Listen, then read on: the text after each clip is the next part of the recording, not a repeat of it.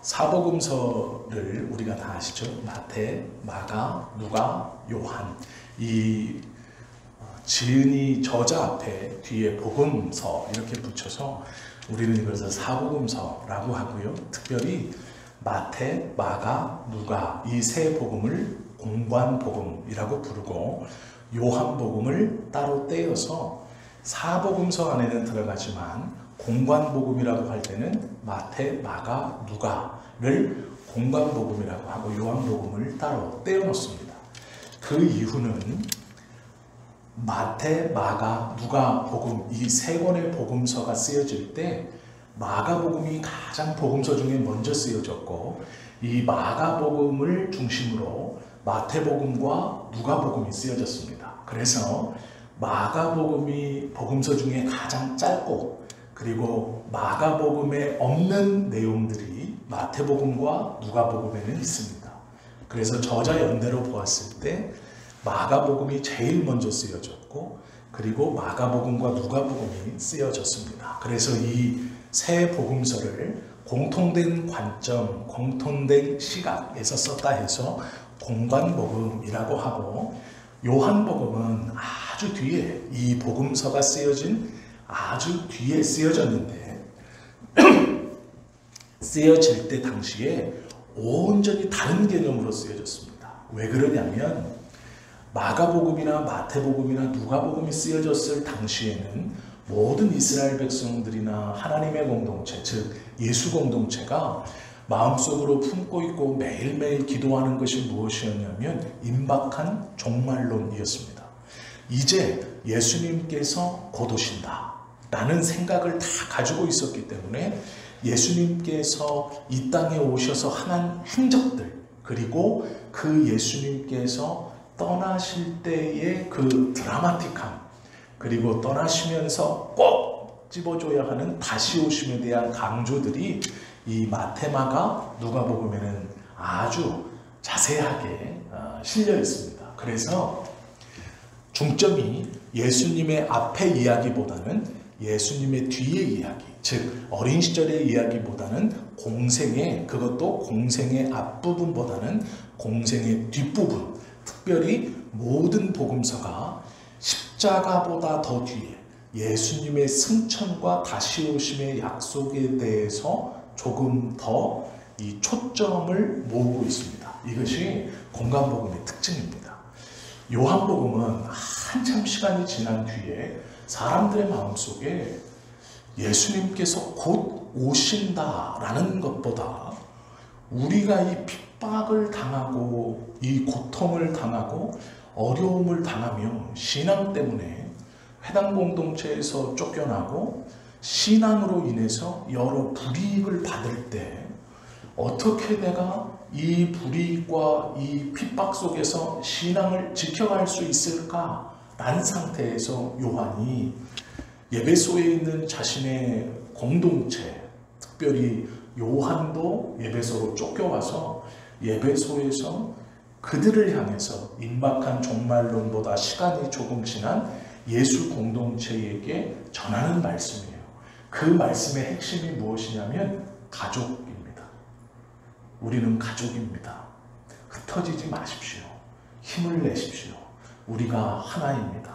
우리는 그리스도의 피로 하나님을 아버지로 모시고 그 유일한 독생자 아들 되시는 예수 그리스도와 함께 양자되어서 우리가 하나님 안에 한 가족입니다.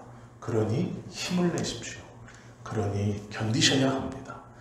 가족은 함께 고통받고 함께 영광을 취합니다. 이것이 요한복음의 핵심입니다. 그래서 요한복음을 읽을 때는 요한이 기독교 공동체에 보내주는 이 가족이라는 메시지를 염두에 두고 읽으면 요한복음을 잘 이해할 수 있습니다. 그래서 먼저는 요한은 이 가족이라는 공동체를 예수 믿는 성도들에게 확신시켜주기 위해서 예수님이 누구인가에 대해서 말하고 그리고 예수와 함께 초대교회에서 중요한 인물로 여겼던 세례 요한에 대해서 그의 위치를 정확히 집어준 다음에 예수 그리스도로 말미암아 하나님 안에 우리가 형제, 자녀가 되었다라는 것을 강조합니다. 그것이 1장이죠. 요한복음 1장의 이제 후반절은 조금 더 자세히 그 이야기를 하고 있습니다. 그것이 14절부터 말씀이 되어 있죠. 말씀이 육신이 되어 우리 가운데 거하심에 우리가 그의 영광을 보니 아버지의 독생자의 영광이요 은혜와 진리가 충만하더라. 이것이 요한이 1장에서 말하고자 하는 것의 가장 큰 핵심 구절입니다. 우리가 첫째 시간에는 예수가 하나님과 함께 계셨다, 새로운 창조에 대해서 요한이 얘기하려고 이 태초에 창세기와 말씀으로 예수님이 로고스로 계셨던 논리적으로 생각한 그대로 되는 그것이 로고스인데, 이 로고스로 예수님이 하나님과 함께 있었고 이 예수님을 통하여 모든 만물이 만들어졌다, 창세기를 이렇게 재정의하고 이제 이 로고스가 우리와 함께 계시니 새로운 창조를 시작하실 것이다 라고 운을 띄우면서 이 예수님을 통하여 새롭게 창조된 공동체, 그것이 기독교 공동체이고 믿음의 공동체이다 라는 것을 요한이 가르쳐 주는 겁니다. 그리고 나서 지난 시간에는 가족이 되었다, 자녀가 되었다, 그 하나님을 아버지로 모시고 우리가 예수님과 똑같은 하나님의 자녀가 되었다 이렇게 말하죠. 그리고 나서 오늘 이 세 번째 시간에는 자녀가 된 증거와 자녀가 되었다라는 것에 무슨 유익이 있는가라는 것을 구체적으로 설명하는 것이죠. 14절에 보면 아버지의 독생자의 영광이다 라고 말하죠. 14절 앞부분과 뒷부분으로 나눌 수 있습니다. 말씀이 육신이 되어 우리 가운데 거하심에, 이 말은요 정확히 번역하면 이렇게 번역될 수 있어요. 하나님께서 육신이 되셔서 우리들 가운데 성막, 장막을 치셨더라. 이게 원문 번역이에요. 우리 가운데 거하심에 라고 하는 이 번역이 원래의 번역, 원래의 원문에 보면 어떻게 되어 있냐면 하나님이 우리 육신이 되셔서 우리들 가운데 장막을 치셨더라 이렇게 말해요. 장막이라는 것은 공간이죠. 구약에 보면 이 장막과 성막, 이것을 같은 뜻으로 쓰고 있습니다. 구약에서의 성막은 하나님의 임재의 장소입니다. 그래서 요한은 뭐라고 말하냐면 그 하나님이 육신이 되셔서 우리 가운데 장막, 성막을 치셨습니다. 이 얘기는 함께 계십니다 라는 거예요. 같이 있다, 어디 멀리 있는 것이 아니라 지금 우리와 같이 있다 이런 거예요.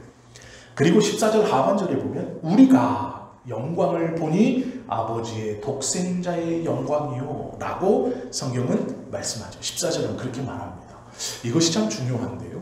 14절 상반절에 우리와 함께 계셨다라는 것을 장막을 치셨다. 그리고 구약에 보면 이스라엘 백성들 진중에 하나님의 장막이 섰을 때 이 장막이 선 다음에 꼭 나타나는 모양이 있었습니다. 그것이 무엇이냐면 임재의 충만함이에요.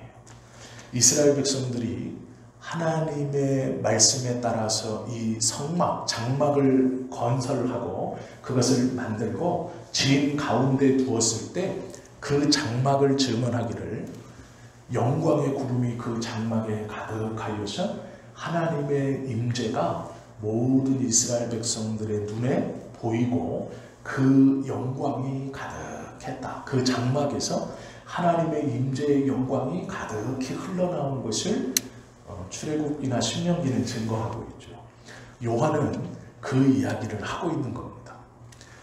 예수님께서, 즉 하나님께서 육신이 되어서 우리 안에 장막을 쳤으니 그 장막에 구약의 성막과 똑같이 하나님의 임재의 영광이 가득했다 이렇게 표현하고 있는 거예요. 그래서 아버지의 독생자의 영광이다 이 말을 그렇게 쓰고 있습니다.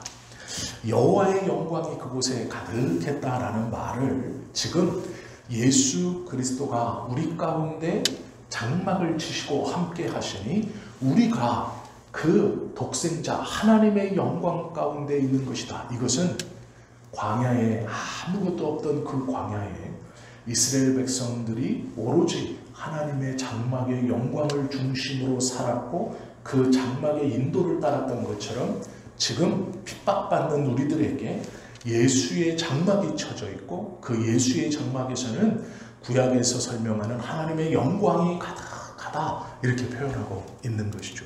그러면서 이 예수 공동체가 가족이고 우리가 그의 아들이며 그는 우리를 버리지 않고 함께 있는 분이시고 하나님의 영광을 우리 가운데 가득하게 하시는 분이시다라는 거예요.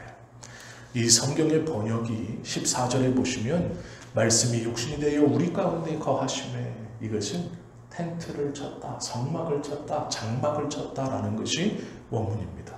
장막을 치심에 우리가 그의 영광을 보니 아버지의 독생자의 영광이요 은혜와 진리가 충만하더라. 이스라엘 백성들에게 성막을 허락하셨던 하나님의 은혜가 예수 그리스도를 통하여 우리에게도 동일하게 허락되고 있다. 그러니 고통받고 아픔이 있고 슬픔이 있고 쫓김 가운데 있는 무엇인가 두려움 가운데 있는 예수 공동체에게 안심하라 라고 이야기하는 거예요. 하나님의 영광이 우리에게 있다라는 말이죠. 16절에 보시면 이렇게 말하죠. 우리가 다 그의 충만한 데서 받으니 은혜 위에 은혜라. 다 짐작하실 수 있는 말인데요. 은혜 위에 은혜, grace upon grace라는 뜻이에요. 은혜에 은혜를 덮었다 이런 뜻인데요. 헬라어로 보면 이런 뜻이 아니고요. 무엇을 대신한 안티라는 뜻이에요. 우리가 영어로는 안티하면 싫어하는 것, 뭐 반대 세력 이런 건데 그게 아니고요. 요한은 이 편지를 어떻게 쓰냐면 쓸 때 전치사 단어를 안티라는 말로 써요. 헬라어의 안티라는 말로 쓰는데 이 안티라는 말은 무엇을 대신하여 라는 뜻입니다. 즉 이게 은혜를 대신한 은혜 이런 뜻이에요. 이걸 정확히 말하면 이렇게 말씀하시면 돼요. 우리가 다 그의 충만한 데서 받으니 은혜를 대신한 은혜로라 라는 거예요. 짐작하실 수 있어야 돼요.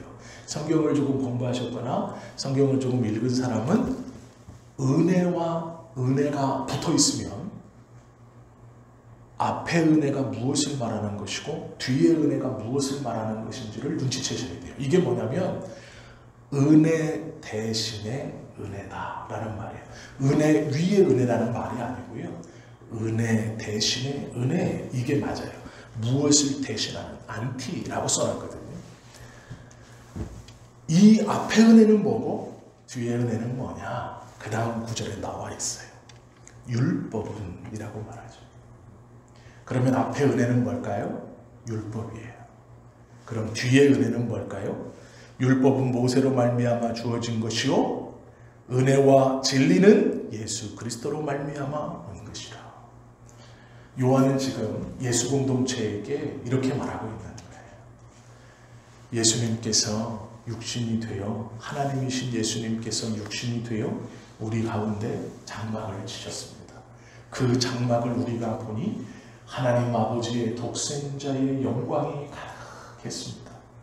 우리는 그것을 통해서 은혜보다 또 좋은 은혜보다 더 뛰어난 은혜 대신에 이 은혜를 우리가 받고 있습니다. 이 은혜는 하나님이 모세를 통하여 주신 율법의 은혜입니다. 그러나 우리는 예수 그리스도를 통하여 이 은혜보다 이 은혜를 대신하는 예수 그리스도의 복음의 은혜를 받고 있는 자들입니다. 이렇게 말씀하는 것이죠. 이것은 1장 1절부터 18절 내용까지를 쫙 보면 이렇게 정의될 수 있어요. 지금 요한은요, 예수님에 대해서 우리 믿는 자들은 한 가족입니다. 예수 그리스도를 통하여 우리는 하나님의 아들이 되었습니다. 그리고 우리를 버려두시는, 고통 가운데 내버려 두시는 것이 아니라 예수님이 우리 안에 거하셔서 장막을 치셔서 그 은혜를 부어주시는데, 이 은혜는 과거 모세를 통해 주었던 율법의 은혜보다 율법의 은혜를 대신하여 예수 그리스도를 통하여 주시는 복음의 은혜입니다. 이것을 우리는 받아 누리고 있는 것입니다. 그리고 18절은 이렇게 말하죠. 본래 하나님을 본 사람이 없으되 아버지 품속에 있는 독생하신 하나님이 나타나셨습니다. 이렇게 말해요. 예수 그리스도를 통하여 믿음의 공동체가 어떻게 변해가고 어떠한 상황 속에 지금 우리가 있는가, 피부로 느껴지는 현실은 로마의 핍박, 회당의 핍박, 종교 지도자들의 핍박을 통해서 이들이 믿음과 신앙으로 쫓겨와 지금 이 요한 공동체가 예배소에 있습니다. 미처 예루살렘에서 나오지 못한 성도들은 자신의 신앙으로 말미암아 가지고 있었던 것을 다 뺏기고 다 부정당하고 그 성내, 예루살렘 성내에서 원래 자신의 집이 아니라 그 구석구석으로 숨어들어서 그 근처에 있거나 성벽 밖으로 나와서 그 성벽 밖에 있는 곳에서 거주하고 있었던 때입니다. 그리고 기회가 있으면 안전한 곳을 찾아서 예배소뿐 아니라 다른 여러 곳으로 흩어지고 있는 상황입니다. 쉽게 말하면 야왕도주하고 있는 상황이에요. 그런 성도들에게 요한은 요한복음을, 요한의 편지를 쓰고 있는 것이죠. 하나님은 이 요한을 통해서 그 고통받고 힘들어하고 있는 당신의 백성들에게 너희들은 나의 가족이다. 그리고 예수 그리스도를 통해서 내가 너희와 함께 있다. 과거 이스라엘 백성들이 아무것도 없을 때, 애굽에서 종살이를 끝내고 출애굽하여 사막에서 의지할 곳이 없을 때 내가 그들에게 임재의 상징으로 성막을 주었고, 그 성막을 통해 나의 임재를 그들이 의지하고 그들이 믿고 따라왔었던 것처럼 이제 내가 그때처럼 예수 그리스도를 통해 너희들을 인도하겠다. 고향에서 쫓겨 갈 곳 없이 어디로 가야 되는지, 어디로 가서 내가 이 신앙을 붙들고 고도실 주님을 기다리면서 살아왔던 내가 어떻게 믿음으로 살아가야 하는지를 모르고 정처 없이 어디로 가야 할지 모르는 그들에게 하나님께서 걱정하지 마라. 내가 장막을 가지고 이스라엘을 인도했던 것처럼 너희들을 인도할 것이다 라고 말하고 있는 것이 1장이에요. 이것이 1절부터 18절까지의 말씀입니다. 18절은 이렇게 마치죠. 아버지 품속에 있는 독생하신 하나님을 통하여 하나님을 볼 수 있다. 즉 예수님을 통하여 하나님을 볼 수 있다. 그러면 요한이 말하고자 하는 하나님은 어떤 하나님이에요? 함께 계시는 하나님이에요. 임재하고 계시는 하나님이시고 인도하고 계시는 하나님이시고 함께하고 계시는 하나님이에요. 그 하나님을 우리가 볼 수 있다라는 것이죠. 우리는 믿음으로 살아가고 싶어 하죠. 인간답게 살고 싶어 하고 믿음이 좋아서 흔들리고 싶어 하지 않죠. 믿음을 가지고 굳세게 버티고 서서 기도하면서 언제나 동일한 믿음으로 하나님을 붙들고 말씀을 의지하고 살아가고 싶어 하죠. 그런데 문제는요, 성경에서 우리에게 충분히 하나님께서 이미 동행하신다, 걱정하지 말아라, 너와 함께 있다라고 말씀해 주세요. 우리가 성경을 읽으면서도 하나님의 뜻을 분명히 깨닫지 못하는 것은 우리의 상황이 성경의 말씀보다 앞서 있기 때문이에요. 성경의 말씀을 읽을 때는 이 말씀이 제일 앞에 있고 우리의 상황이 뒤에 있어야 하는데, 우리의 상황이 앞에 있고 성경 말씀을 그 상황에 껴맞추려고 그래요. 그래서 성경의 말씀이 자꾸 쪼그라들고 작아지는 거예요. 할 수 있다 하시느니 내 주 하나님, 어렸을 때 참 열심히 불렀어요. 부흥회 가면 할 수 있다 하시니는 우리는요 주 하나님. 다 기억나시죠? 엄청 불렀어요. 저도 박수 치면서. 특별히 고향교회가 성결교회였기 때문에 어려서는 이거를 거의 매주 불렀던 것 같아요. 믿음만이 능력이 일하시 계속 불렀어요. 그런데 문제는 왜 그렇게 부르냐면 내 상황이 앞에 있기 때문이에요. 말씀보다 내 상황이 앞에 있기 때문에 말씀의 능력과 말씀의 위로가 점점 줄어들어요. 내 상황이 너무 크고 앞에 있으니까 이 말씀은 내 상황을 해결시켜주고 나에게 어떻게 해줘야 되는 말씀인 거예요. 그러나 그렇지 않아요. 말씀이 앞에 서면 우리의 상황은 아무것도 아닌 것이 됩니다. 하나님의 말씀이 무엇인지를 우리가 분명히 깨닫고 그것을 이해하면 내주하시는 성령께서 그 말씀을 따라가게 하시고 그 말씀을 붙들게 하시고 그 말씀을 의지하게 하세요. 그리고 성령의 인도대로 그 말씀을 따라 그 말씀을 의지하며 살아가면 앞에 있던 나의 상황이 어느샌가 말씀보다 뒤에 있게 되고 나는 이 말씀을 온전히 의지하며 자연스럽게 우리의 믿음의 생활을 하게 되는 거예요. 그때는요 목 놓아서 우리가 할 수 있다 안 해도 돼요. 인위적으로 그것을 큰 소리로 부르고 찬송하면서 안 해도 돼요. 하나님께서는 이미 우리에게 놀라운 것들을 약속하셨어요. 요한이 쫓겨가는 이스라엘 백성들, 예수 초기 기독교 공동체, 원근각처에 흩어져 있는 이 어찌할 바를 알지 못하고 있는 성도들에게 가족 공동체를 굉장히 강조하고 있어요. 하나님이 아버지시고 우리는 그의 자녀들입니다. 예수 그리스도를 통하여 하나님의 아버지 되심이 확실하게 우리가 눈에 보이는 증거입니다 라고 계속 말해요. 왜 그러냐면 말씀보다 삶이 앞에 있기 때문이에요. 믿음보다 삶이 앞에 있기 때문이에요. 세상은요 우리에게 이것을 해결해야 다음 걸음으로 나아갈 수 있다고 자꾸 말합니다. 그렇게 세뇌시켜요. 이것을 해결해야 살아갈 수 있고 이것을 해결해야 그 다음 한 걸음을 걸을 수 있다고 자꾸 얘기해요. 이것을 해결해야 이 삶의 이 문제, 이 고민을 해결해야 그 다음 것을 붙들 수 있고 만질 수 있다라고 자꾸 거짓말을 합니다. 그렇지 않아요. 이것을 해결해도요 똑같은 문제, 모양만 다르게 똑같은 어려움, 똑같은 고민들이 계속 찾아옵니다. 왜요? 이건 문제를 해결시키는 답이 아니에요. 이 우리의 상황과 여건을 제일 앞세우면 아무것도 하지 못해요. 굴러가지 않는 바위를 제일 앞에다 두고 굴러가는 바퀴를 가운데 두고 아무리 밀어봐야 소용이 없어요.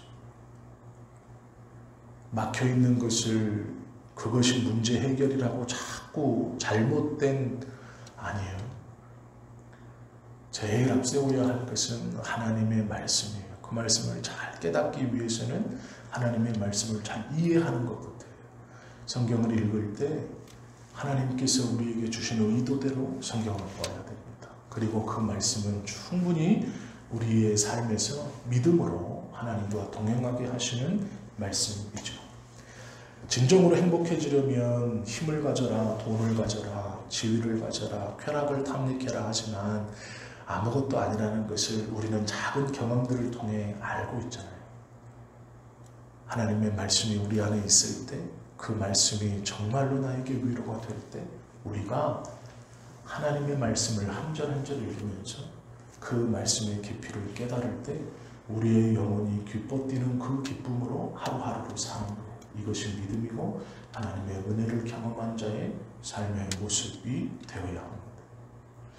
우리가 요한 복음을 짧게 보고 있습니다. 왜 그러냐면 뭉탱이로 보면 이 말씀들을 좀 쉽게 넘어갈 것 같아서 그래요. 오늘은 세 번째 시간으로 우리가 꼭 기억하면 좋을 것, 말씀이 육신이 되어 우리 가운데 거하심에 라는 것은 하나님께서 육신을 입고 우리 가운데 장막을 지셨으니 라는 걸로 해석되는 것이다. 또 16절에 우리가 다 그의 충만한 데서 은혜를 받으니 은혜 위에 은혜더라. 이 말씀은 은혜보다 더 좋은 은혜, 율법의 은혜보다 더 좋은 복음의 은혜를 우리가 받았다라는 것이죠. 그 설명이 17절에 있다. 무엇이 앞에 게 무슨 은혜고 뒤에 게 무슨 은혜인지를 설명한다라는 것이고요. 18절은 그 예수님을 통해 우리가 하나님을 본다. 그 예수님은 어떤 예수님이에요? 말씀이 육신을 입고 우리 가운데 장막을 치셔서 함께 동행하시고 이끌어 주시고 함께 하시는 분이에요. 우리가 하나님과 예수님과 성령님이 한 분이 아닌 것을 알고 있지만 성경은요, 그의 영광에 대해서 같다라고 말씀하고 있어요. 오늘 짧게 우리가 보았던 이 요한의 이야기, 세 번째 시간, 그것을 기억하시고 우리가 예수 그리스도를 통하여 하나님의 가족이 된다는 것, 가족이 되었다는 것, 그리고 그 예수님이 우리 안에 어떻게 거하신다는 것을 하나님이 요한을 통하여 어떻게 약속하시고 보여주셨는가를 기억하시고요. 하루하루 이 예수님과 동행하시고 분명히 우리와 동행하시는 이 예수님의 인도함을 따라 과거 이스라엘 백성들이 광야에서 장막을 바라보면서 이 장막이 움직일 때 따라가고 이 장막이 서 있을 때 멈추었던 것처럼 그 예수님의 인도하심을 따라 살아가는 우리들의 삶이 될 수 있기를 예수님의 이름으로 축원합니다. 기도드립니다.